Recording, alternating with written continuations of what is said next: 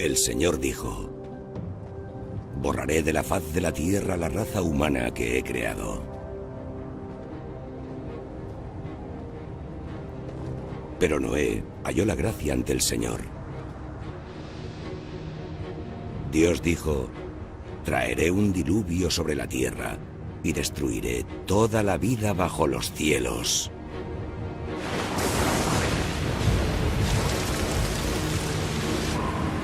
Así que constrúyete un arca. Meterás 2 criaturas de cada especie en el arca, un macho y una hembra. Son pocas las personas que no conocen la historia de Noé, el arca y el diluvio. Para muchos es una fábula espectacular.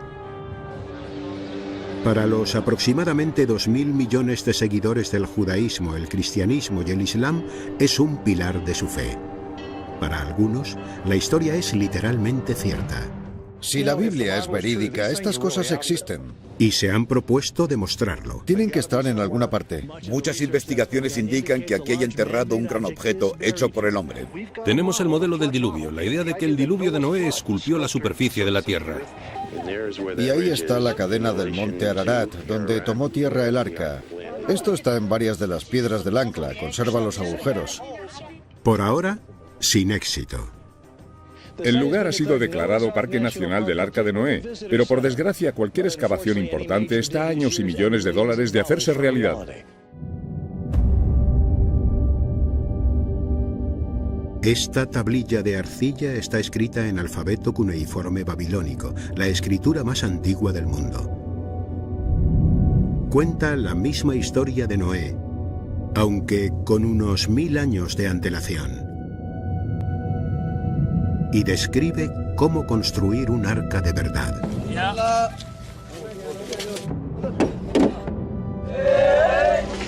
Esta historia no tiene la función de un cuento.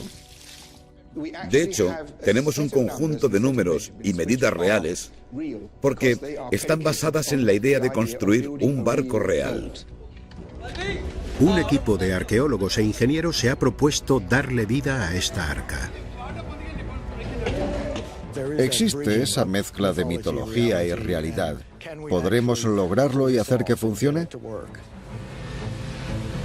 Es el comienzo de un extraordinario viaje hacia el mundo perdido del antiguo Oriente Próximo. Esta no solo es la cuna de la civilización, sino de las religiones, del mito del diluvio. Un mundo en el que el apocalipsis del diluvio nunca estuvo muy lejos. Se dan enormes inundaciones que destruyen la infraestructura de la civilización y hacen imposible sobrevivir. Los orígenes de la leyenda del diluvio y del arca se revelan en este fragmento de arcilla babilónico. Este documento cuneiforme único ha cambiado radicalmente nuestra forma de entender la historia del arca. Y no conduce solo a la creación de Noé, sino en última instancia a los cimientos de la propia Biblia. Reconstruir el arca de Noé.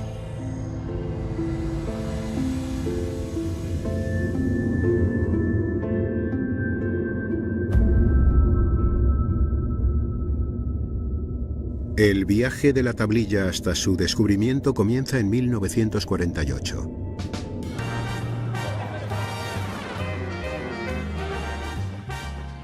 Un oficial de la Real Fuerza Aérea Británica llamado Leonard Simmons, que servía en Egipto, fue un día a un mercado y adquirió una interesante pieza de arcilla.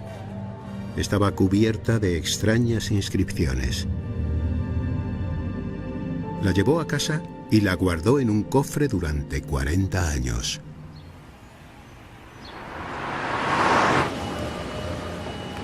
Mientras tanto, en el norte de Londres, el hombre destinado a desentrañar sus secretos crecía con una ambición poco corriente.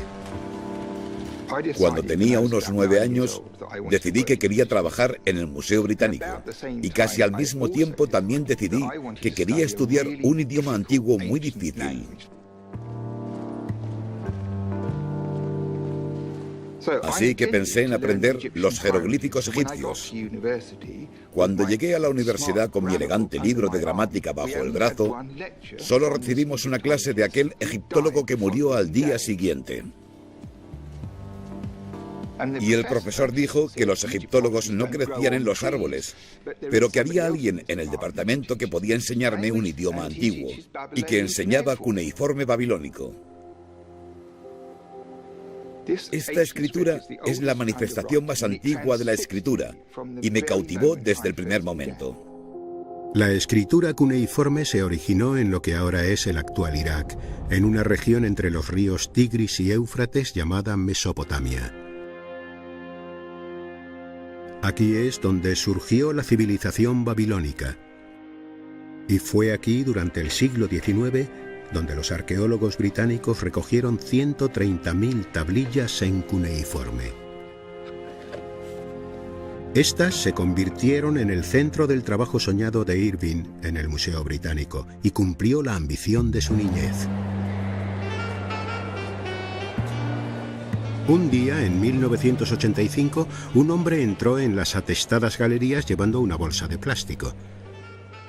Se llamaba Douglas Simmons y había traído algunas de las reliquias de su padre para ver si eran de algún interés. Sacó una colección de fragmentos y piezas de antigüedades de diferentes países. Un poco de China, un poco de Egipto y una tablilla en cuneiforme. Esta tablilla, que tiene este aspecto, no es nada excepcional hasta que comienzas a leerla. Le eché un vistazo y para mi sorpresa me di cuenta en las primeras líneas de que era otra versión del relato del diluvio. Va a haber un diluvio que destruirá el mundo. Entonces los dioses escogen a un ser humano como héroe, como Noé. Y este personaje tenía que construir un arca, un barco, para llenarlo de vida y resistir a las aguas, para que después todo pudiera comenzar de nuevo.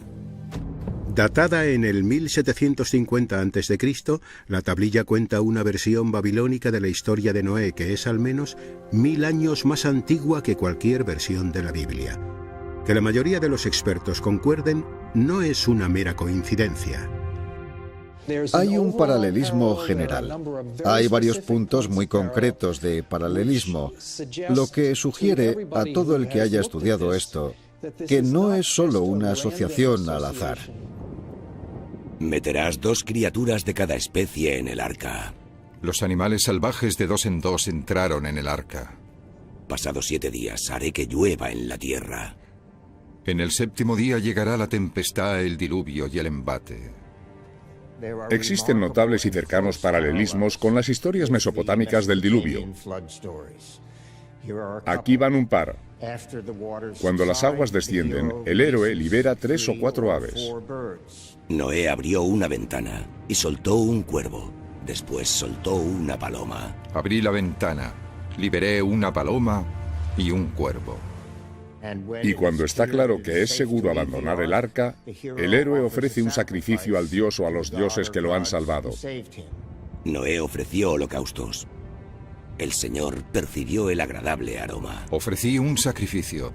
Los dioses percibieron la fragancia. Creo que ahora coincidimos, en general, en que hay préstamos. No hay forma de explicar la historia del Génesis, salvo como préstamo. Existen otras 9 tablillas en el mundo que respaldan los orígenes babilónicos de la historia. Pero la tablilla de Irving es la primera prueba significativa en 100 años y contiene una explosiva y novedosa información.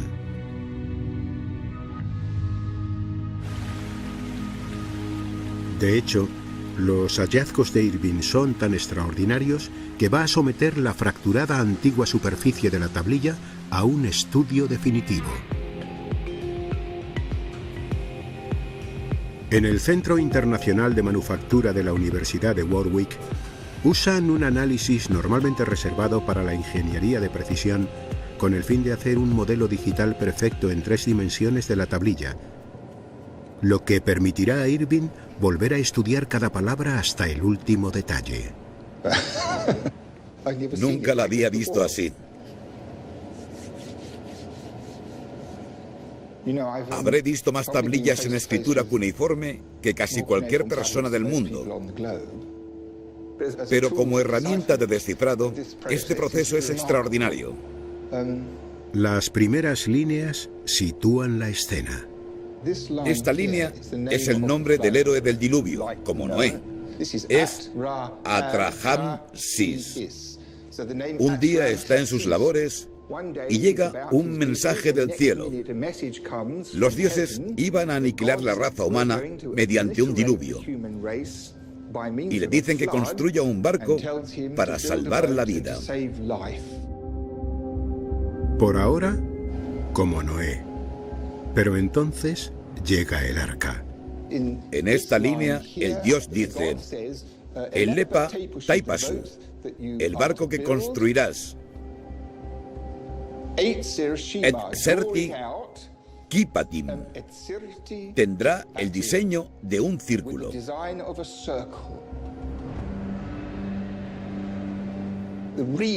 El lector que se encuentra este mensaje queda atónito. Pero conforme avanzamos en este curioso escrito, sílaba a sílaba, no podemos negar que esta era la idea. Era un barco redondo. ¿Significa que el arca babilónica original en que se basa toda la historia de Noé era un coracle gigantesco?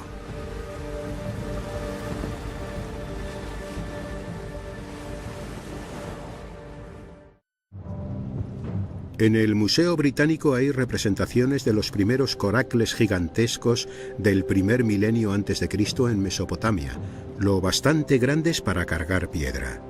¿Transportaban también personas y animales durante una inundación? Se supone que es literatura y se supone que es mitología. Pero conforme avanzamos en la tablilla, descubrimos que se nos dan indicaciones precisas sobre cómo construir este objeto. La tablilla describe los componentes básicos. Baos y cuadernas de madera para el armazón, un casco hecho de cuerda de fibra vegetal y betún para impermeabilizar, todos expuestos con preciso detalle matemático. Las cantidades se han calculado en proporción al tamaño de la embarcación, por lo que no puede ser casualidad.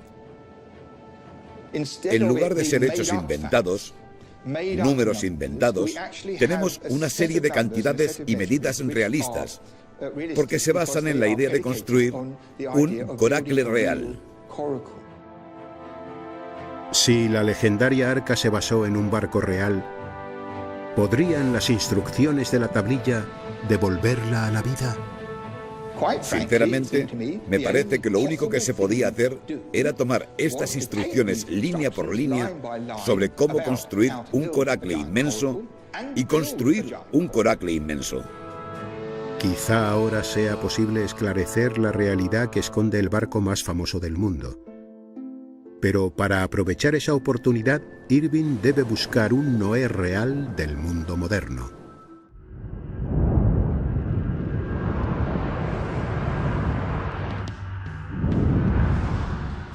El sur de Irak, en los fuertemente custodiados campos de petróleo. Una de las zonas más peligrosas a donde puede viajar un foráneo. Posiblemente el último lugar donde encontrar un historiador marítimo. Pero el doctor Eric Staples ha aceptado el reto de Irving de convertir las instrucciones de su tablilla en un arca real. Cuando me enteré de la posibilidad de este proyecto, me entró la risa. El concepto de construir un prototipo del arca potencialmente tiene reflejos del mito de Noé. Creo que es como una leyenda. No se nos ocurriría como investigación histórica seria. Pero una de las cosas interesantes del texto es el nivel de detalle, y eso sugiere un elemento de verdad, una perla de información concreta y real sobre construir un barco que no es solo una leyenda. Pero el texto es solo un punto de partida. Es como armar un puzzle sin tener todas las piezas y averiguar cómo dar forma al barco y dar con un diseño, punto de control. Cámaras abajo, no les gustan las cámaras.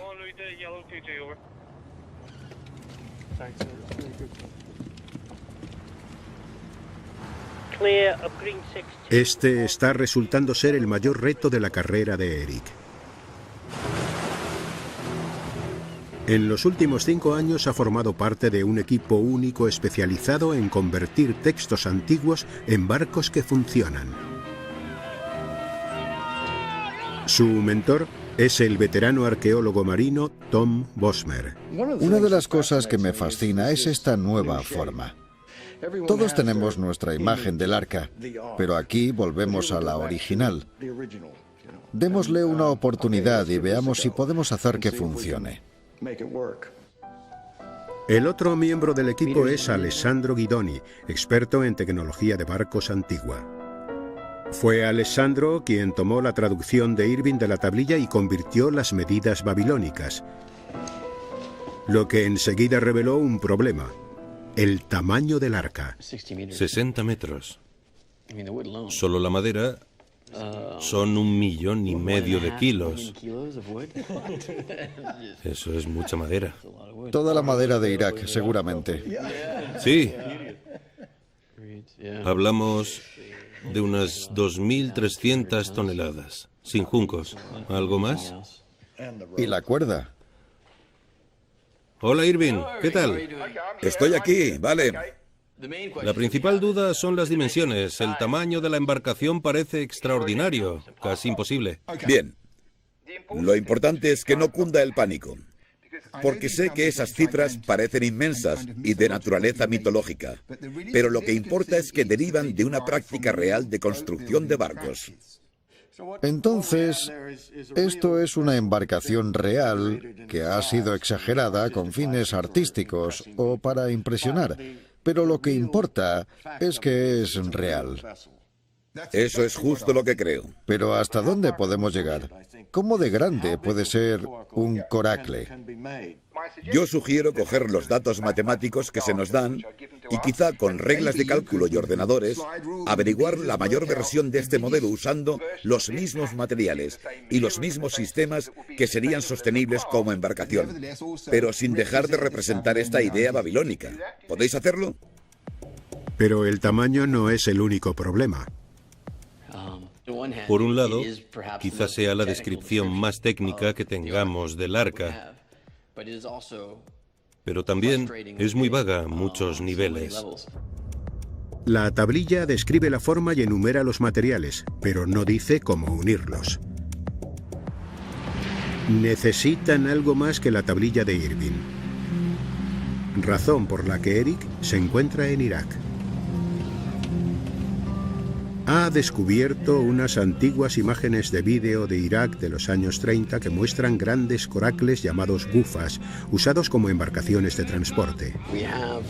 Tenemos pruebas de que aún hay algunas en un museo.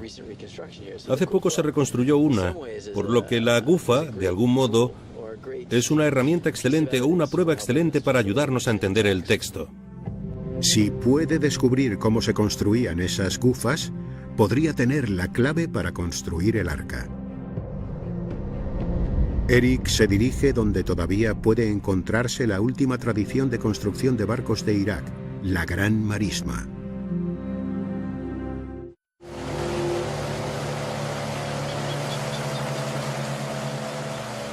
Hoy solo quedan 2.000 metros cuadrados del antiguo paraje que una vez se extendiera miles de kilómetros. Pero según Irving Finkel, este mundo de juncos y agua es donde nació la leyenda del arca. Debéis imaginar al dios Enki susurrando, hablando a estos juncos. Imaginad los juncos movidos por el viento, haciendo resonar las palabras. Muro, muro, muro de juncos, muro de juncos. Atrahasis, presta atención a mi consejo si quieres vivir eternamente.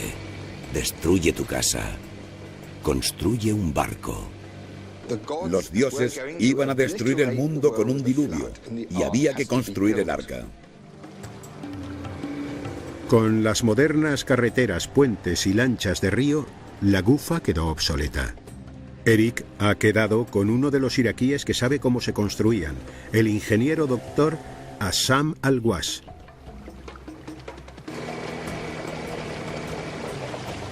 Assam es el propietario de posiblemente la última Gufa de todo el país. Hola, Eric. El único contacto físico de Eric con el arca. ¿cómo estás? Bien, bien. Esta es nuestra Gufa. Esta es la Gufa, estupendo.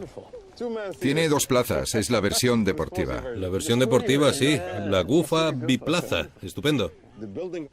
La construcción de esta Gufa comienza tejiendo en círculos, anillo sobre anillo. Se teje con técnicas tradicionales. La Gufa es una cesta de juncos con un armazón de madera impermeabilizada con una gruesa capa de betún, una especie de brea de base oleosa. ¿Puedo probarla? Claro, ¿por qué no? Vale. Eres un navegante nato. Sí. La Gufa está hecha de los mismos materiales descritos en la tablilla, pero está muy lejos de ser un arca. Un barco de este tamaño, frente al que estamos pensando en construir, es obviamente muy distinto. Es todo un reto. El grande es otra historia. No te alejes mucho. Es fácil mantenerla erguida, ¿no? Sí. Lo cierto es que es muy manejable. Debo admitir que la idea de que el arca de Noé fuera una Gufa no se me había ocurrido. Es un barco. Pero cuando me explicaron la idea, pensé que tenía sentido. ¿Sabes lo que se conocía en la época? Una barca redonda. Pensé que alguien podría haber intentado ampliar los límites de la tecnología de la época. Cuidado cuando se te crucen las barcas. Pero ¿cómo se llega a hacerlo? El ingeniero que hay en mí está muy intrigado. Lo único que Assam tiene para trabajar son las palabras de la tablilla de Irving. Construye el barco con un diseño circular usando cuerdas, juncos. Coloca 30 cuadernas. Eso tiene que ser madera. Sí. ¿Cómo se une todo? Ahí es donde entra la creatividad del ingeniero. Es posible. Tengo que pensar mucho en cómo hacerlo, pero es posible.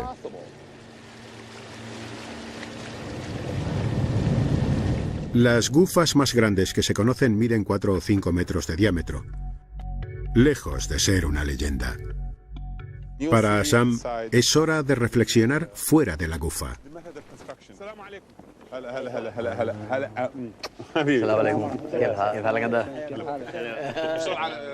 Yo soy un simple ingeniero. Lo he estado pensando. Imagina una gufa de tamaño estándar, 3 metros, 4 metros de diámetro. Bien, los límites de la tecnología de aquella época. Un enfoque modular. Si las unes, forman una gran gufa. Sí. Si yo fuera el ingeniero a cargo de esto, así lo diseñaría. La verdad es que es un método ingenioso. El principal problema es que el texto... Las instrucciones. Las instrucciones, por desgracia, dicen que es un solo barco. Construye el barco con un diseño circular, de igual longitud y anchura. Entonces es un círculo. Un círculo. El diámetro adecuado y sí. Eric sabe que tiene que construir un único barco circular lo suficientemente grande como para salvar animales y personas de un diluvio. Pero dices que estos serán 10, 15 metros. 10, 12 metros, sí. Entonces se construirá primero el armazón. Sí. Al contrario que una gufa. Al contrario. No tengo claro lo flexible o rígido que será. De hecho, será bastante flexible. Pero a esa escala habrá que hacer algunos cambios. No sé, bueno...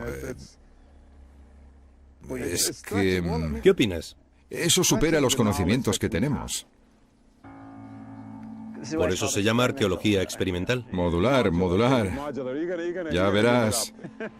Ya. Eric abandona Irak habiendo descubierto cómo construir una gufa tradicional, pero no es lo bastante grande como para ser un arca. He hablado con Assam de la posibilidad de construir una gufa a escala gigantesca. Evidentemente no se trata de construir una sencilla gufa, conlleva serios problemas de ingeniería o estructurales. La tablilla de Irving no dice cómo resolver estos retos de ingeniería. Si los babilonios construyeron coracles enormes, debieron de haber encontrado la forma. Pero por ahora, Eric y su equipo están solos.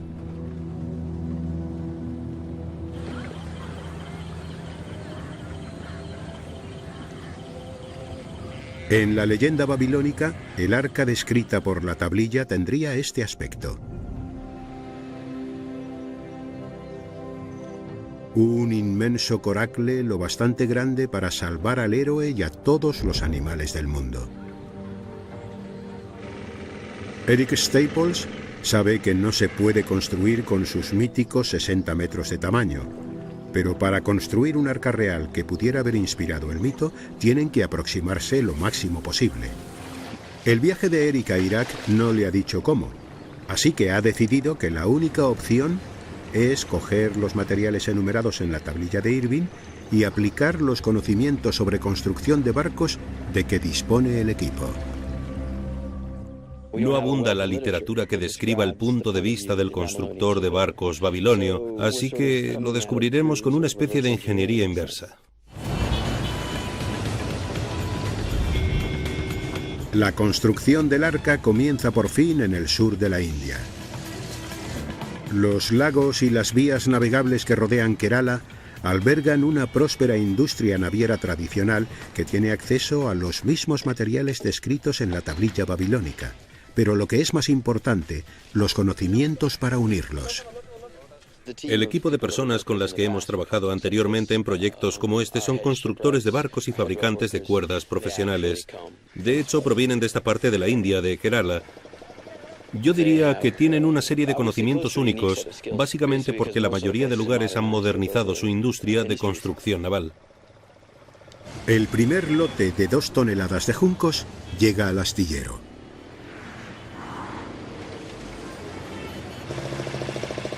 Eric entrega personalmente parte de las 17 toneladas de madera que necesitarán para construir el arca.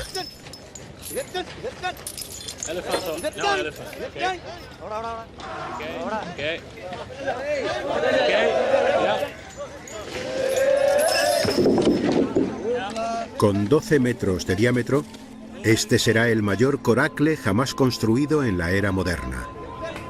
También está en los límites de lo que la tecnología tradicional permitirá, según su arquitecto Tom Bosmer. Las gufas más grandes que conozco tienen quizá 5 metros, 6 metros. Nosotros vamos más allá, hasta casi 13 metros de diámetro. Por tanto, estamos aumentando las fuerzas con las que tenemos que enfrentarnos de forma exponencial. De hecho, son 8 veces mayores que las de una de 6 metros. Calculamos que este barco pesará unas 35 toneladas y, por tanto, desde la base se ejercerán 35 toneladas de presión. El problema es que los laterales están relativamente poco reforzados y tienden a doblarse o plegarse. Tienden a hacer esto. Su solución es la única que Tom cree que podrían haber usado los babilonios, prácticamente una enorme jaula de madera. Las cuadernas se mantendrán unidas con tirantes de madera. Después, los baos entrelazados formarán la cubierta y las mantendrán rígidas. Por último, se evitará que el fondo se doble hacia arriba mediante un bosque de escoras. Se asemeja a un rompecabezas chino de piezas entrelazadas para controlar todas esas fuerzas. Es una combinación de elementos de compresión y tensión unidos para contrarrestarse entre sí. Y tratan de controlar toda esa fuerza.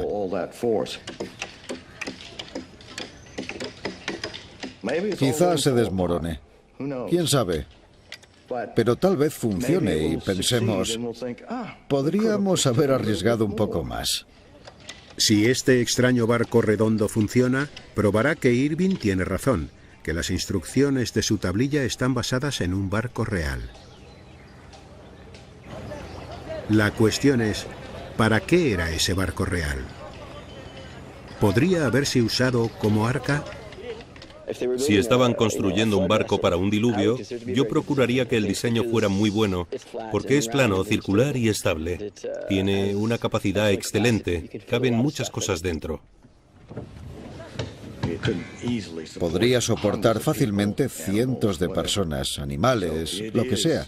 Es un tamaño viable para la función que tenía, como una especie de bote salvavidas. Pero los botes salvavidas hay que botarlos. Casi todos los barcos de este lago han sido deslizados hasta el agua sobre su quilla rígida. Un coracle no tiene quilla. Este coracle pesará 35 toneladas y su casco estará hecho de juncos y betún. No se puede arrastrar el barco sobre el suelo. No se puede tirar de él. Por un lado, porque la capa de betún es muy delicada, muy blanda. Por otro, porque es la única capa que impermeabiliza todo el barco. Es uno de los grandes interrogantes, una pregunta apremiante si un barco de este tamaño podría haber existido. En mi opinión, sin un diluvio habría sido muy difícil de botar. Quizás solo hay que esperar a que llegue el diluvio. Pero, ¿qué clase de diluvio habría hecho flotar este barco? ¿Cabría esperar que la Biblia coincidiera con la historia y la ciencia? Un hombre de Tulsa dice que hay una historia de la Biblia que puede demostrarse. Hay un dibujo claro. Aquí hay otra, es madera de cubierta petrificada. Durante años, quienes interpretan literalmente el diluvio bíblico han buscado los restos del Arca de Noé en las inmediaciones del monte Ararat en Turquía. Este es grande. Smith dice haber encontrado madera y brea petrificadas, así como antiguos remaches de hierro en este lugar. Creo que son obra de Noé. El Arca de Noé toma tierra en la ladera de una montaña porque el diluvio bíblico cubrió toda la tierra. La Biblia relata que toda la tierra fue cubierta de agua durante un periodo de alrededor de un año. Podemos imaginar las fuerzas que esta masa de agua habría desatado y que habría denudado toda la faz de la tierra como se conocía. El agua podría haber alcanzado hasta 300 metros de profundidad. Los creyentes han buscado pruebas de un diluvio universal en todos los continentes. Por ahora no se ha encontrado ninguna. El diluvio de la leyenda babilónica siempre se había tenido por una fantasía. Pero entonces también lo era el arca. Cuando imaginas el mundo en el que esto existió, tiene mucho sentido, porque en la cultura mesopotámica, el diluvio fue una realidad. No era algo sobre lo que hablaban los predicadores y que la gente les contaba a los niños para asustarlos. Fue real. Todo el mundo sabía que hacía mucho tiempo había habido tal diluvio que toda la cultura había sido destruida, excepto algunos supervivientes. El origen de esta historia no fue un cuento, ni siquiera la mitología. Fue lo que les había ocurrido de verdad. Si Irving lleva razón, en la antigua Mesopotamia hubo un diluvio lo bastante grande como para crear la leyenda del mayor desastre de la historia.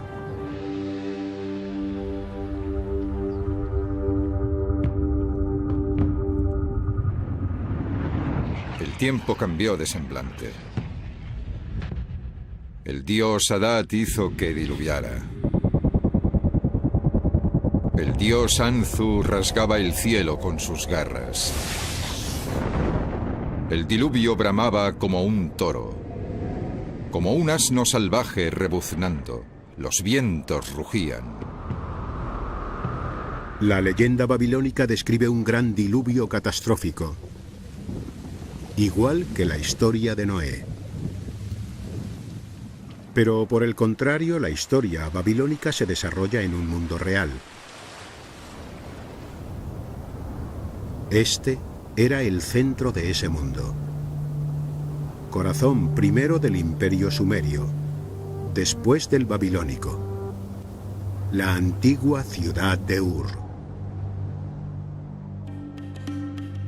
Ur se ubica en el desierto iraquí a 30 kilómetros del borde de la Gran Marisma, donde Eric fue a buscar el rastro del arca y donde está ambientada la leyenda babilónica del diluvio. Las pruebas demuestran que hace unos 4.500 años el Golfo Pérsico medía 250 kilómetros más tierra adentro, lo que sitúa a Ur en la costa, rodeada por un delta de ríos y marismas. Esta ubicación única permitió prosperar a Ur.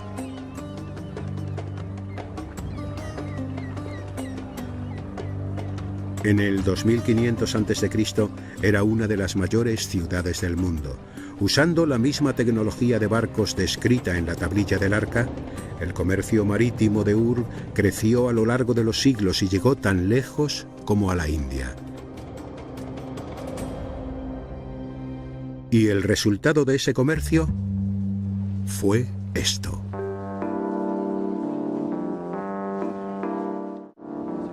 En el Museo Británico se hallan los tesoros desenterrados en Ur en los años 20 y 30. Los vestigios de toda una dinastía real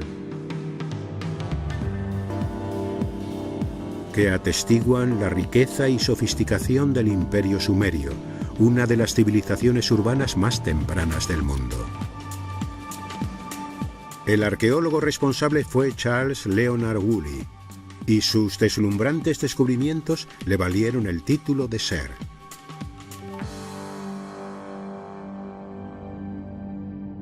Pero en 1929 Woolley halló pruebas de que había habido un estrato de civilización anterior que había sido totalmente arrasada.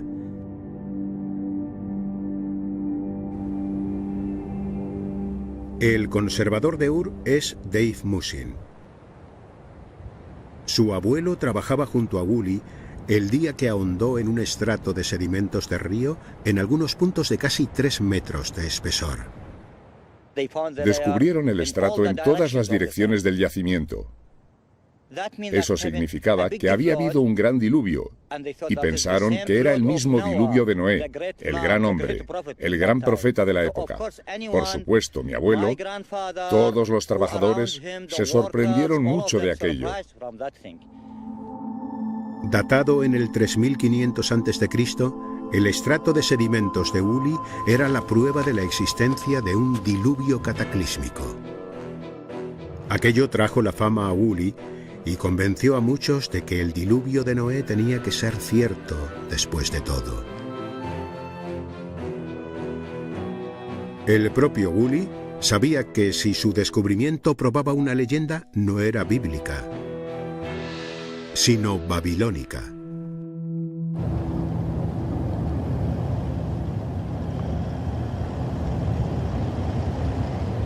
El único problema con el diluvio de Woolley es que cubría tan solo unos pocos kilómetros cuadrados. Jenny Purnell duda de que se corresponda con la leyenda de un diluvio que ha perdurado miles de años. Opina que hay pruebas más convincentes enterradas en las profundidades de la tierra de Irak. Hoy tomará la última de una serie de 130 muestras de sondeo. Una vez completa, ayudará a crear una imagen detallada de la historia del diluvio de Irak en los últimos 10.000 años. Va a excavar a solo 80 kilómetros de Ur. Hasta hace bastante poco, todo esto estaba cubierto por marismas. Vemos este sedimento gris muy claro, y esto es típico de las marismas de agua dulce de la zona. Eso significa que nuestra muestra habrá estado protegida por esta cubierta de marismas hasta hace poco, cuando se drenó. Esta marisma continúa drenándose para hacer exploraciones petroleras. Esta es la última oportunidad que tiene Jenny para extraer tierra no contaminada, esencial para una datación precisa. Esta muestra debería servir de fecha de referencia para todas sus otras muestras. 1 metro de barro iraquí de primera calidad. Esta marisma se drenó en 1973 y esto es del 2000 a.C., justo hacia el momento en que se escribió la tablilla del arca. ¿Podrá el tubo de barro de Jenny revelar finalmente la verdad sobre el diluvio?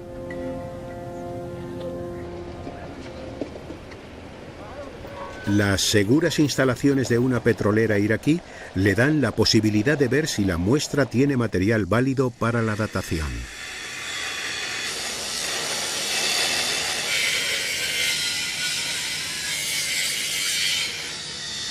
Si hay pruebas del diluvio que pueda datar con precisión, ayudará a coordinar todos sus datos. Ya está. Fijaos. Tenemos depósitos de inundación bastante claros. Este bonito sedimento naranja. Esto nos indica que había un río que se desbordaba periódicamente y depositaba este tipo de sedimentos. Muy poco después quedó totalmente cubierto de agua y se convirtió en una marisma. Sabemos cuándo se drenó esta marisma. Lo que no sabemos es cuándo se formó. Si podemos obtener algunas fechas, podremos datar la formación de la marisma con todas estas muestras. Y ese índice nos permite decir algo no solo sobre esta pequeña muestra, este puntito, sino de los 130 puntos repartidos en una superficie de unos 40.000 kilómetros cuadrados de ancho. Con los datos coordinados de toda Mesopotamia, Jenny por fin puede revelar la ubicación de la inundación. Está en todas partes. Cada año hay 2 inundaciones, en primavera y en otoño. El Tigris y el Éufrates también tienen supercrecidas cada 10 años, cada 100 años, cada 1000 años. La tierra de Mesopotamia está formada por capas de depósitos aluviales que se remontan miles de años. El diluvio de Guli en Ur data del 3500 a.C. En la cercana Kish hubo inundaciones en el 3000, 2900 y 2600 a.C. Inundaciones en Uruk, en Surupak, en Alejandría de Susiana y Bagdad. Y la lista continúa. Prácticamente cualquier persona que viviera allí experimentó una inundación. Cualquiera. Si le preguntaras a alguien si recuerda la inundación, respondería que sí. Por supuesto, recordarían una inundación totalmente distinta que tú o que yo, pero no importa, porque todos nos identificamos con esa inundación. Ese sería el motor del mito del diluvio en esta parte del mundo. Parece que la leyenda del diluvio no surgió de un único gran apocalipsis, después de todo, sino de siglos de inundaciones. Una de las misiones paralelas de mi investigación es clavar una estaca en el corazón de ese vampiro. No hubo una inundación, hubo millones de inundaciones, miles de inundaciones, cientos de inundaciones. Sé que voy hacia abajo, pero vale cualquier número mucho mayor que 1. Hubo inundaciones en cada aldea, en cada pueblo, en cada ciudad, en todo el sur de Irak durante un periodo de 5000 años. Según Jenny, las que más sufrieron fueron las ciudades, irónicamente, al tratar de protegerse de la crecida. Obviamente no quieres que el agua entre en la ciudad hasta tu puerta, así que empiezas a canalizar los cauces, construyes muros, intentas controlar la crecida, construyes presas y diques en los cauces que atraviesan la ciudad.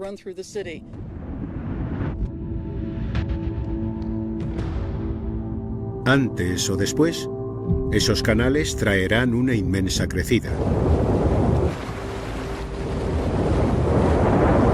Hace 5000 años, el pueblo de Mesopotamia descubrió lo que el mundo vuelve a descubrir año tras año, donde el agua es encauzada a través de las ciudades.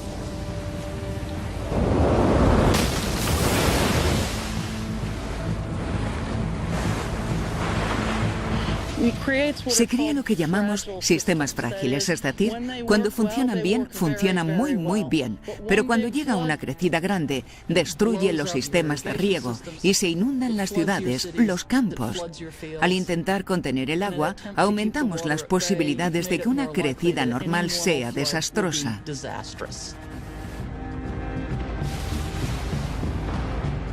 En la antigua Mesopotamia, todos vivían bajo esta amenaza. Un arca de cualquier tipo habría sido esencial para cualquiera.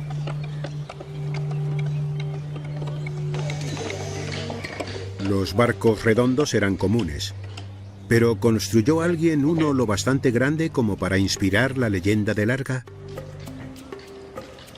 En la India, el equipo de Eric trata de averiguarlo construyendo el arca descrita en la tablilla babilónica de Irving. Han comenzado el armazón de 60 cuadernas de madera. La siguiente fase es fabricar el casco del arca con juncos. En esta línea está la palabra kannu y la palabra aslu. Kannu se refiere a cuerdas y aslu es un tipo de cuerda de juncos. Y estas cosas entretejidas conforman el cuerpo redondo del barco. Y se necesita mucha cantidad, muchísima en realidad. Esto será la base, el núcleo del arca. Es el punto de partida del casco del barco. Es solo el comienzo, solo 1 metro, medio metro. Falta más de 1,5 kilómetros para terminar el barco.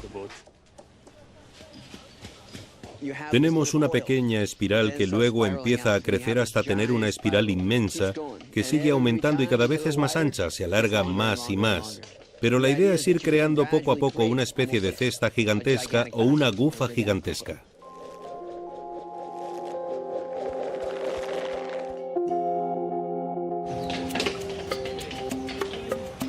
Mientras la base del casco se amarra al armazón, Alessandro ya está pensando en el elemento que convertirá esta cesta de 12 metros en un barco.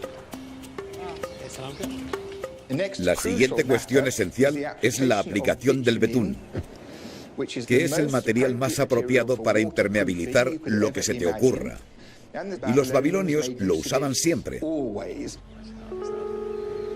Este es el símbolo del betún y aparece 1, 2, 3 veces porque da todos los detalles, cuánta cantidad y la aparición también de otro material que creo que le da más cuerpo. Al betún industrial, Alessandro añade grasa animal y aceite de pescado para hacerlo más pegajoso.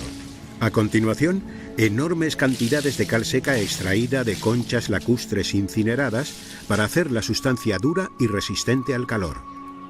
Pero de nuevo, la tablilla enumera ingredientes sin decir cómo combinarlos. Si pones demasiada cal seca, se endurecerá mucho. Resistirá a altas temperaturas, pero no pegará. Si pones demasiado aceite de pescado o grasa animal, será muy pegajoso. Está adquiriendo densidad, pero se derretirá bajo el sol. Así está bien, sí. Esto es una muestra que hicimos hace un par de semanas del betún que usaremos en el barco. Confío mucho en él y espero que funcione. Seguro. Necesitarán más de 9 toneladas para cubrir los 250 metros cuadrados del casco. Movedlo despacio. Cada centímetro cuadrado debe ser impermeable. Es posible que nadie haya construido una embarcación como esta en 4000 años, y están empezando a asimilar su enorme complejidad. ¿Cómo narices vamos a gobernar este barco? ¿Cómo lo llevamos de A a B? ¿Cómo de realista es usar un barco como este? ¿Cómo de fácil es cargar y descargar el ganado, por ejemplo? Hasta que no lo echemos al agua y lo carguemos, todo eso lo determinará que llegue a flotar y a funcionar. La posibilidad de que un arca de este tamaño pudiera haberse construido en realidad plantea otra intrigante pregunta. ¿Quién fue el Noé original? Este barco necesitará 40 trabajadores expertos y 4 meses para ser construido. El arca descrita en la tablilla habría necesitado recursos similares y alguien con la autoridad para estar al mando. Creo que si eres un individuo poderoso, alguien en quien la gente confía, la idea de construir un barco que pueda salvar a la comunidad creo que es una razón muy convincente para construir algo así. Porque demuestras a tu gente que puedes cuidar de ella en caso de un diluvio.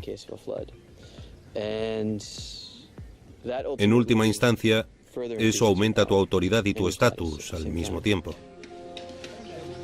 Esta podría ser la realidad de la historia babilónica del diluvio. Un arca construida para un mundo de inundaciones catastróficas reales.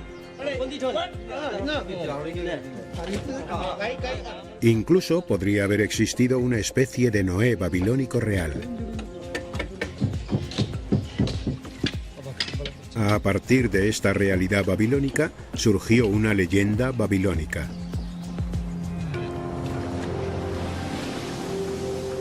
De algún modo, esta se convirtió en la historia del que hoy todos conocemos como Noé. La historia bíblica del honrado hombre y su familia que salvaron una pareja de cada animal de la tierra de un apocalipsis mundial. Un juicio del Dios judío para el pecado humano. ¿Cómo se produjo tan extraordinaria transformación?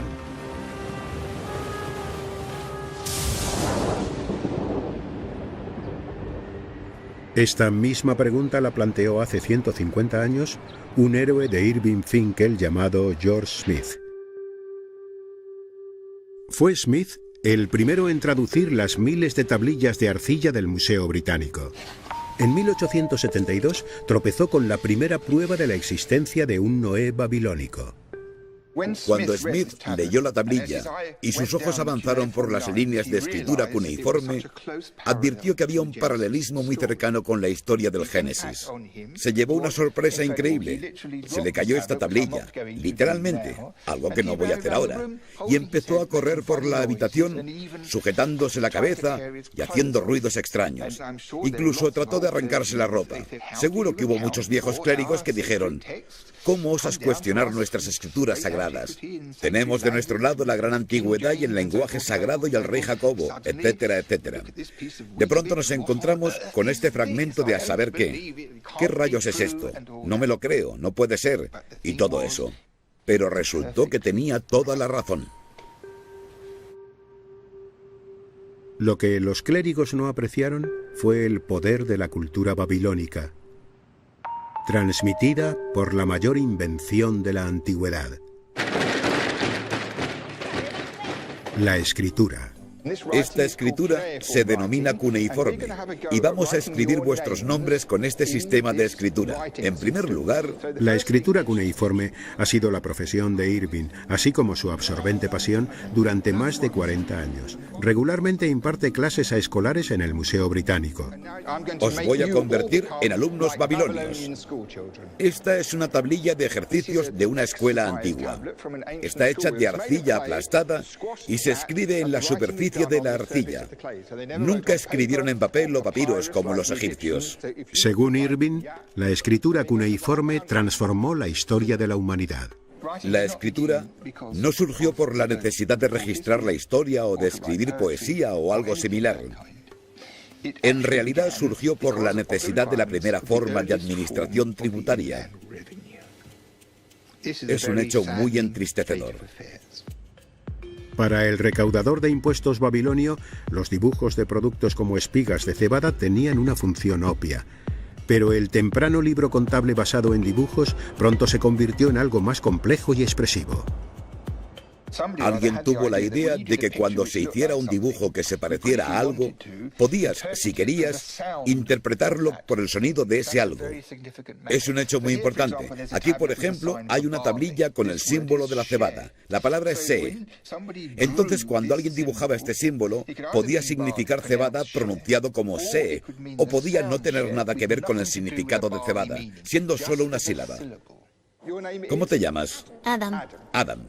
Si dividimos el nombre Adam en sílabas, tenemos Ada-am. El primer lenguaje escrito no se basaba en un alfabeto, sino en una serie de sílabas. Fue un avance de suma importancia para la raza humana, porque eso significa que de pronto todos los símbolos que no eran más que dibujos podían usarse para escribir sonidos. Y en cuanto eso ocurrió, fue posible registrar el lenguaje propiamente. El sistema es tan sencillo que en cuestión de minutos los niños traducen sus nombres ingleses a versiones cuneiformes. ¿Vamos todos bien? ¿Nadie se ha atascado? Pero ahora llega lo difícil. Escribir en arcilla. No lo presionamos con la parte plana, sino con el borde. Presionamos así en la arcilla y levantamos. ¿Lo ves? Sí. Hay una línea con un triangulito arriba. Para los escribas de la antigua Mesopotamia, el uso de una tablilla de arcilla era increíblemente liberador. Había un suministro ilimitado de materiales de escritura en el barro del río sobre los que escribir, y cañas para elaborar un estilete.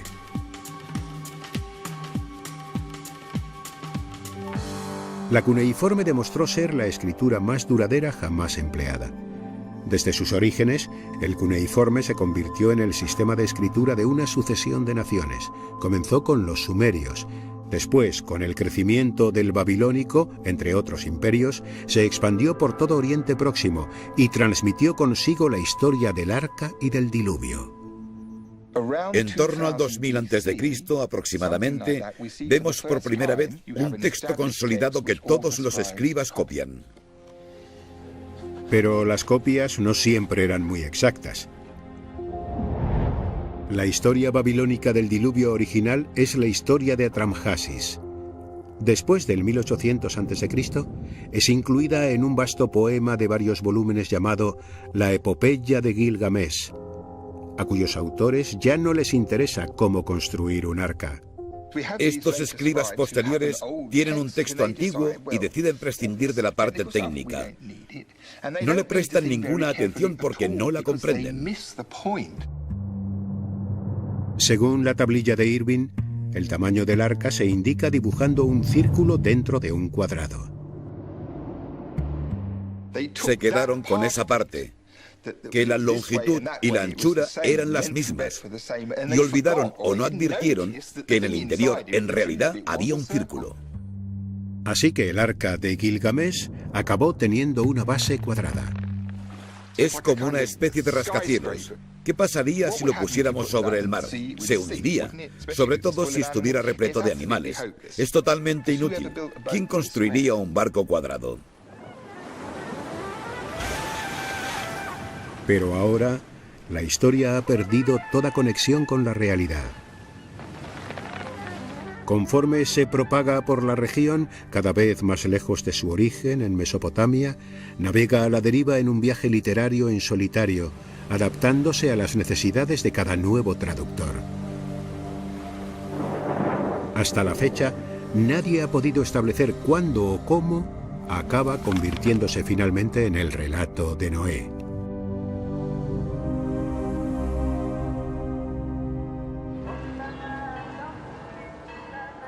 La mayoría de las personas rehúyen la respuesta a esta pregunta. Y yo creo que es una pregunta que no solo hay que plantearse, sino también responder. Como muchos expertos, Irving Finkel tiene sus ideas propias. Ha viajado a Israel para ver una prueba histórica que nunca antes ha visto. Megido es una sucesión de capas formada por ciudades antiguas. La ciudad sacada a la luz hasta ahora por las excavaciones data de la época de Salomón, es decir, del 1000 a.C. en adelante. En Megido, Israel, se desenterró un fragmento de una tablilla en escritura cuneiforme en la década de los 50. Se dató en el 1400 a.C. y contenía parte de la epopeya de Gilgamesh. Para muchos expertos, demuestra sin lugar a dudas cuándo y cómo llegó a Tierra Santa la historia del diluvio. Pero según Irving Finkel, no responde a una importante pregunta. ¿Por qué la historia de una catástrofe babilónica se convierte en un relato moral en la Biblia? Hay un problema interesante. ¿Cómo es que una historia así logró una posición tan prominente, importante y central? Irving está en Jerusalén para estudiar su propia teoría de la transmisión. En mi opinión, solo pudo ser en Babilonia. Cuando fueron de Jerusalén a Babilonia, conocieron esa historia y fue entonces cuando pasó a formar parte de su cultura. La llegada de los judíos a Babilonia está registrada en el primer gran desastre de su larga y turbulenta historia: el exilio babilónico.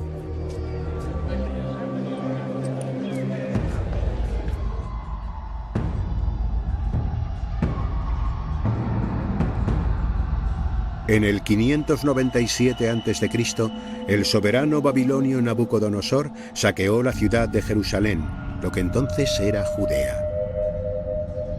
En el muro del Museo de Israel se encuentra la única representación que se aproxima al verdadero horror del ataque.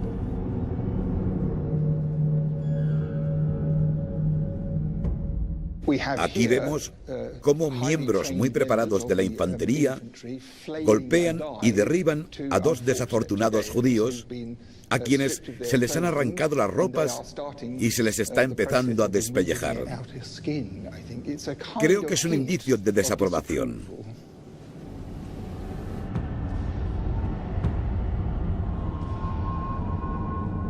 Es la única imagen cinematográfica de que disponemos donde se representa una escena muy similar, con las mismas emociones, la confusión apoderándose de la gente. El motivo del ataque fue que los habitantes de Judea se negaron a pagar tributos al soberano babilonio. En el 597 llegó Nabucodonosor. Vaciaron el templo, todo el oro y la plata, todo lo que tenían para dárselo y que no destruyera la ciudad. Sin embargo, 10 años después regresó porque los judíos volvieron a rebelarse, dejaron de pagar impuestos. Pero esta vez quisieron darles una lección. Aquí está el monte del templo. Este es el corazón de la historia. Tiene que serlo. Y es el centro de la vida judía. Es la razón de ser del judaísmo. Y llegan para destruirlo y arrasarlo todo. Una vez desaparece el templo y desaparece el rey, su palacio y su administración desaparecen. Si no quedaba nada, no había nada por lo que vivir. Lo único que queda hoy en día del templo son las ruinas de su última versión. El original fue totalmente arrasado por los babilonios. Si alguien no paga sus impuestos, no tributa, debes darle un castigo ejemplar, porque si no lo hace, otros tampoco lo harán. Tienes que demostrar al mundo lo que es capaz de imponer tu poder.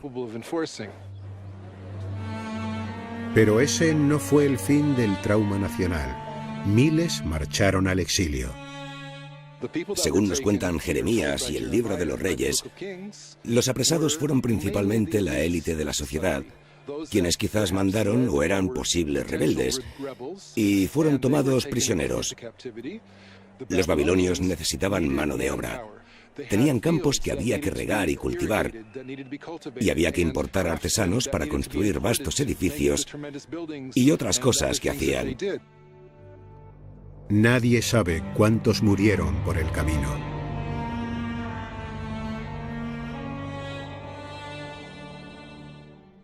Posiblemente muchas personas pensaran que era el fin del mundo como lo conocían, y quizás el final del período mundial. El templo fue destruido, ya no había sacerdotes, y en última instancia fue atribuido a la acción divina. Dios los castigaba por no poder cumplir los términos de su acuerdo, su alianza con Él.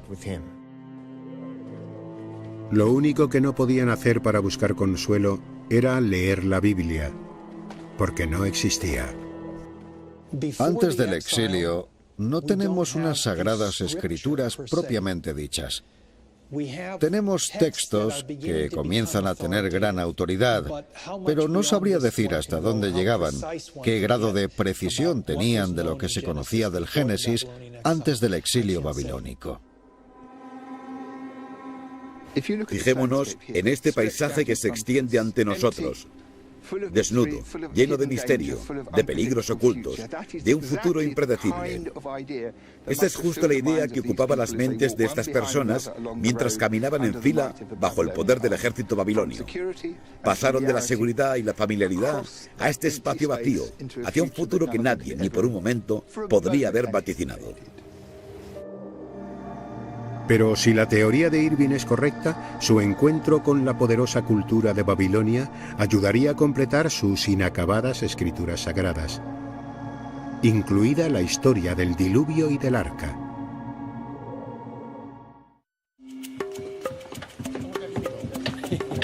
En la India han descubierto cómo botar el arca. Hemos construido 2 carriles que deslizarán el arca hasta el agua. Sobre estos raíles vamos a colocar rodillos y sobre estos rodillos colocaremos otro juego de raíles. Después, sobre esos raíles, irá la plataforma de botadura. Después, sobre la plataforma, el arca. Cuando esté lista, irá rodando hasta el lago. Han construido una plataforma de acero rígida para acomodar el arca durante su recorrido hasta el lago. Cuando la estructura llegue al agua, el marco de metal se hundirá y permitirá que el arca de madera y juncos se vaya flotando. No tengo muy claro cómo lo harían hace 5000 años. Es un gran desafío. Creo que el diluvio es sin duda esencial para el arca. Cuando llega el gran diluvio, esta se eleva y navega, pero no tenemos ese lujo o ese ambiente, así que tendremos que dar con otra solución. Mientras, el equipo de Alessandro prepara la sustancia impermeabilizante. Con el armazón casi completo y el método de botadura decidido, aumentan las ganas de llevar el arca hasta el agua. Para acelerar el proceso, ha decidido mojar con antelación los fardos de juncos en el betún antes de fijarlos al armazón. Aunque no es eso lo que indica la tablilla. Cualquier error en este nuevo método podría resultar desastroso.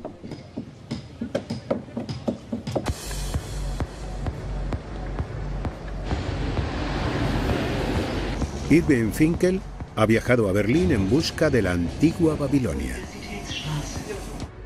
Allí es donde cree que los exiliados de Judea descubrieron la historia del diluvio y del arca.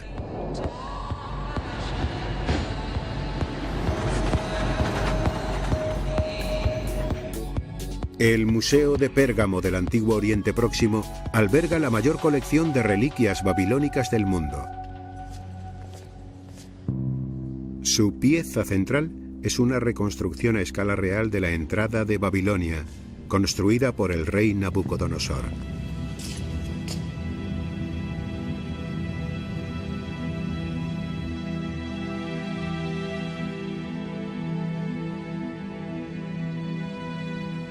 Traumatizados, derrotados y exhaustos, los habitantes de Judea darían sus últimos pasos hacia el exilio a través de esta puerta. Al otro lado se extendía un nuevo mundo, pero no sería la prisión que habían estado temiendo. Babilonia era la ciudad más rica y cosmopolita del mundo, una tierra de oportunidades. La Nueva York del siglo VI a.C. El nombre de Babilonia ha inspirado siempre un mundo de exorbitante riqueza, poder y decadencia. Es una imagen que comienza con la Biblia. Y parece seguro que las primeras impresiones procedieron de los judíos exiliados.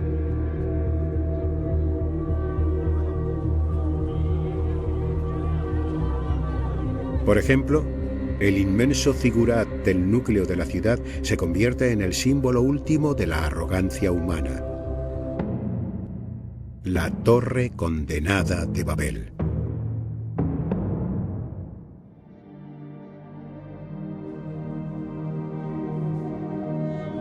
aunque existen pruebas de que Babilonia trataba a la comunidad judía exiliada bastante bien, según la doctora Cornelia Bunch. Las personas corrientes no se mantenían en cautiverio, simplemente trabajaban la tierra, los campos. Sin duda, sus familias están unidas. Se les ha asignado una parcela de tierra y la cultivan, construyen casas y les va bastante bien allí.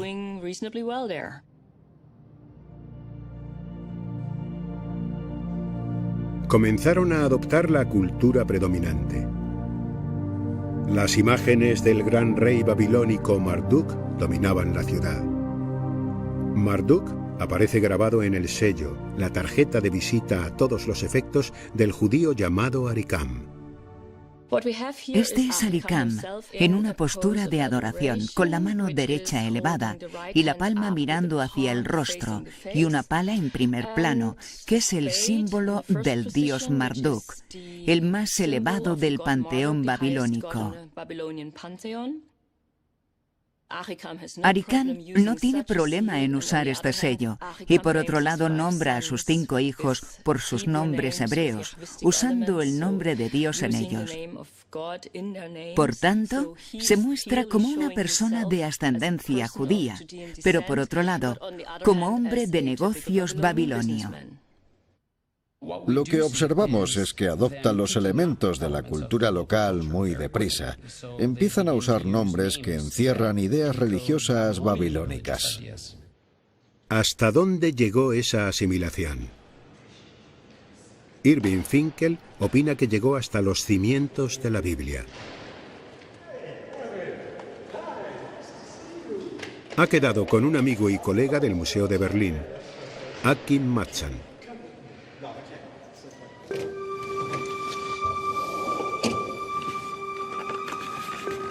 Juntos han reunido una colección única de pruebas forenses. Aquí está el famoso tesoro, por fin. La cual revela un conjunto extraordinario de conexiones entre la literatura babilónica y las escrituras judías. Esta es la famosa pieza de Gilgamesh, procedente de la tercera tablilla. De acuerdo. De la tercera tablilla. Gracias. Que disfrutes. Hay una historia sobre un rey llamado Sargón, al que siendo un bebé, su madre colocó en una cesta redonda y lo arrojó a la deriva para evitar que lo descubriesen. Hizo una pequeña arca con juncos y betún. Colocó dentro al bebé, puso el arca en el río y la dejó ir. Bien, esta historia tiene un evidente parecido con una del libro del Éxodo, pues Moisés tenía el mismo origen. Hay una lista de los primeros soberanos del mundo longevos, similar a la lista de descendientes de Adán en el libro del Génesis. Después está la prueba irrefutable de Irving. Posiblemente el origen babilónico de la historia de Noé. Pero lo que a Irving le importa es que esta, como el resto, está escrita en una tablilla escolar. En esta época, en las escuelas de Babilonia, se estudiaba la historia de Gilgamesh, así como el relato del diluvio. ¿Podemos ir un paso más allá y determinar cómo afectó eso a los judíos? Creo que sí, si seguimos una pista del libro de Daniel. En el libro de Daniel, entre los milagros y las fábulas, podría esconderse algo de historia. Como hijo de un noble de Judea, Daniel y sus amigos habrían aprendido a leer la escritura cuneiforme. Como comprueban los escolares de Londres, aprender la escritura cuneiforme no es tan difícil. Hay que pensar que estos niños que, de pronto, se encuentran aprendiendo en un programa de estudios estructurado, los símbolos, la gramática, los relatos, los proverbios, las matemáticas, todas estas cosas intelectuales, probablemente se sentirían como pez en el agua, se sentirían cautivados. Y una de las cosas que vemos en el programa que tendrían en clase son estos relatos, los relatos básicos babilónicos que acabaron incorporados en el hebreo de Judea. Presiona un poco. Si Irving está en lo cierto, las historias clave de los cimientos de la Biblia fueron adquiridas en las escuelas de Babilonia. Creo que fusionaron sus propias tradiciones con las nociones babilónicas de la historia del mundo, pero las encajan muy bien en el contexto de su propia religión. Fue en Babilonia donde los exiliados tomaron sus tradiciones que habían conservado de Jerusalén. Primero les dieron forma en la Torá y por último en la Biblia, como un todo. En este momento se están decidiendo los componentes significativos de las tres grandes fes del mundo. Pero ese futuro se mantiene a la espera, mientras los judíos permanecen en Babilonia.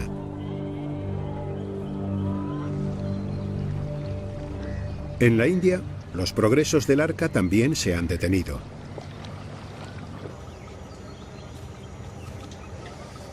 Alessandro ha descubierto que la mayor parte del betún que ha aplicado a la base del casco se ha derretido y se está desprendiendo. A estas alturas es bastante catastrófico. Sobre todo durante la botadura. El betún bajo presión, y habrá mucha presión una vez botemos el barco, con la presión del agua se ablanda más todavía, se vuelve más plástico. Eso significa que el agua puede atravesar los posibles huecos y agujeros y tendremos una filtración importante. Solo quedan unas semanas para la botadura y el arca no es impermeable. Después de tanto recorrido, todo el proyecto podría fracasar.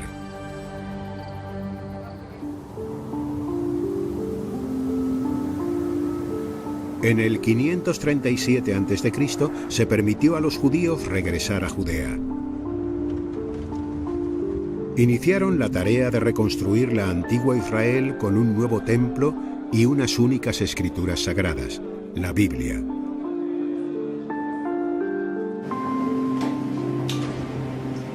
En el Departamento de Arqueología del Museo de Israel catalogan y conservan algunos de los fragmentos de la Biblia más antiguos que se conocen, los manuscritos del Mar Muerto, que contienen referencias a la historia del diluvio.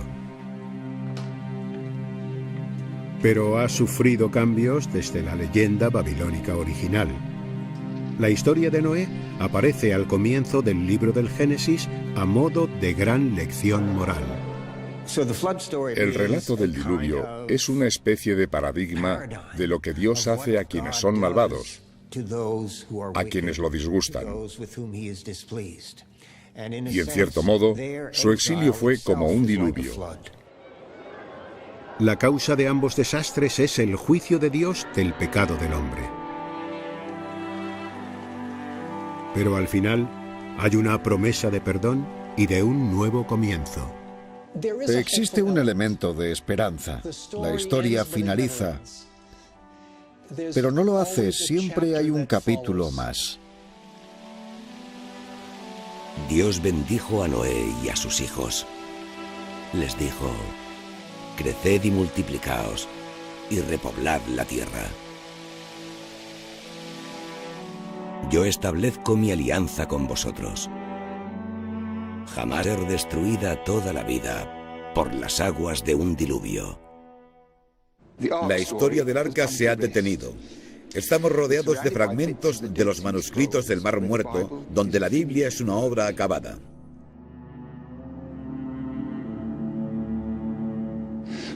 Pero a muchos les sorprendería saber que su visión de Noé en su arca está entendida desde el ángulo equivocado.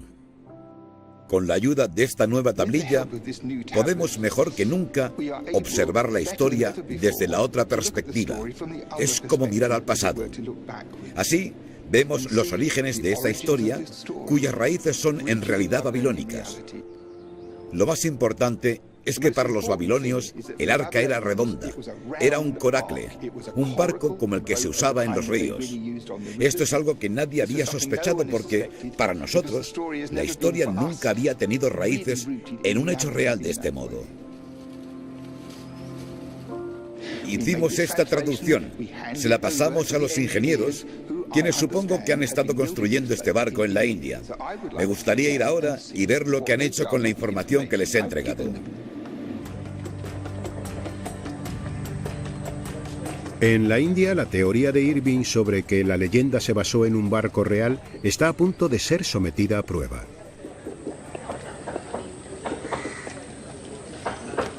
El gran interrogante para el equipo de construcción es el betún de Alessandro. Incluso en esta fase está cubriendo los agujeros y rellenando las grietas. A Irving, todos los años de traducciones, estudios e investigaciones lo han traído hasta este momento. ¡Madre mía! Si no se pone a diluviar, me llevaré una gran decepción.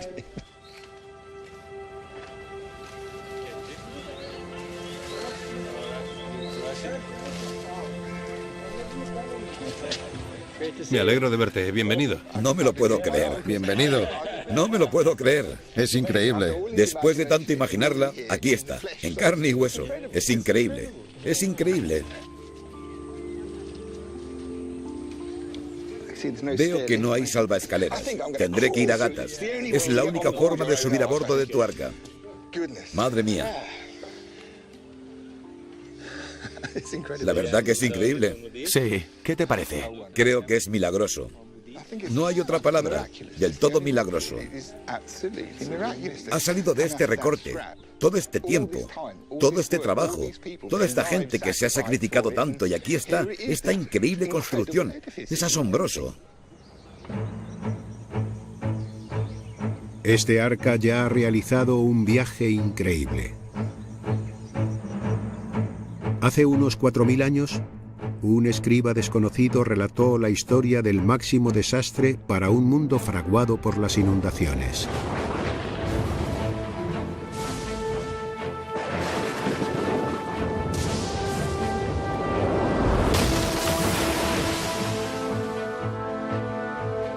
Imaginando un arca, escogió la única embarcación que conocía.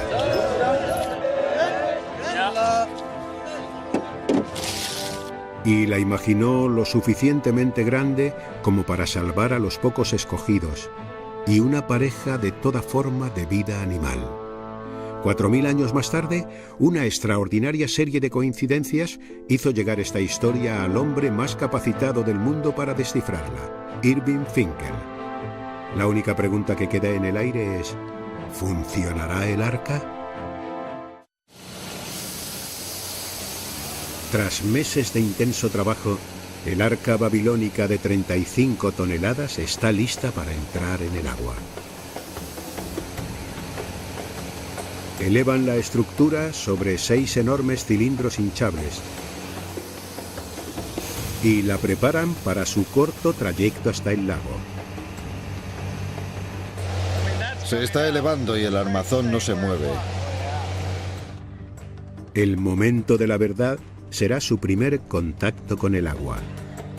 De pronto tendremos mucha presión en toda la base. Calculamos que esta cosa pesa 30 o 35 toneladas que ejercerán presión hacia arriba cuando entre en el agua. Lo peor sería que se rompiera y se deformara. Se desharía en pedazos. Eso nos preocupa mucho. La clave será la impermeabilización de Alessandro. Se apresura a cubrir cualquier zona dudosa, pero llegados a este punto ya hay poco que hacer. Ya están listos. Va a avisar con el walkie-talkie.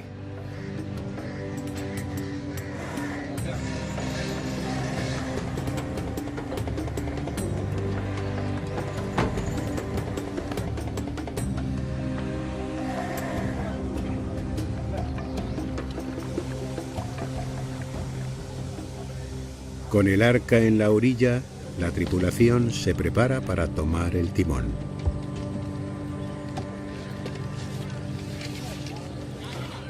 En la leyenda babilónica, este es el momento en el que el héroe, Atrahasis, sube a su familia a bordo. Seguida por todos los animales de Babilonia de dos en dos. El arca descrita en la tablilla habría tenido otras prioridades. Se calcula que esta embarcación podría alojar a toda una comunidad de personas con sus ganados bajo la cubierta.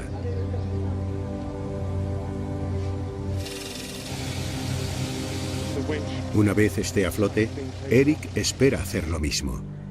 Si no se hunde. El arca ha recorrido los últimos metros hasta el agua.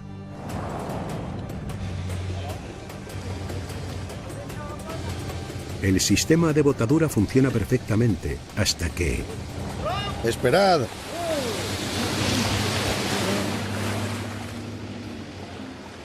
El cilindro frontal se suelta de pronto y arroja el arca al lago. Irving no se da cuenta de que la botadura no debería producirse así. Flota, flota.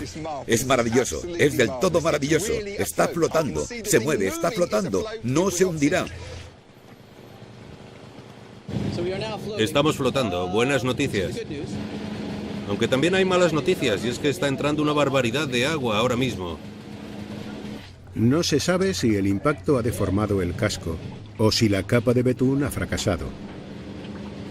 La tripulación trata desesperadamente de taponar las vías de agua. Y todas las bombas que hay a bordo se ponen a trabajar.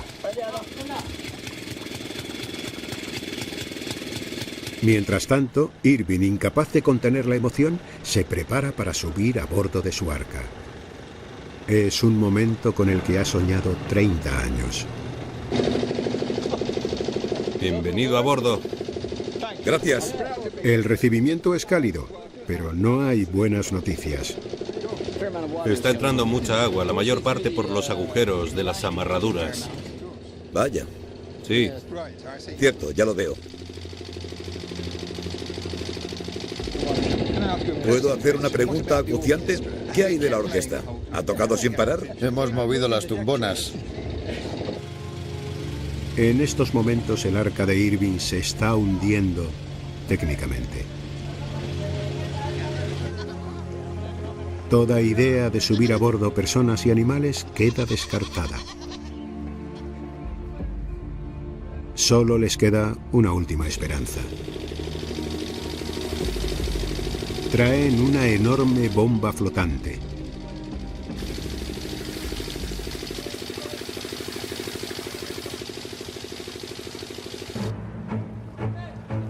Y tras 2 horas estabilizando la inundación, Eric decide que es seguro adentrarse en el lago.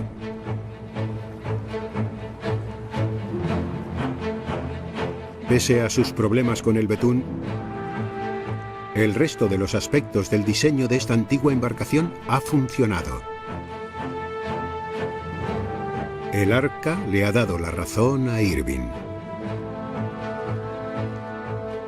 Al estar en la cubierta de este barco, en cierto modo estamos sobre los cimientos del diluvio, el mito, la historia de Noé que recorrió el mundo. Porque esto es una reencarnación de cómo los babilonios veían este barco. Y de hecho es así. Este es el barco que lo originó todo.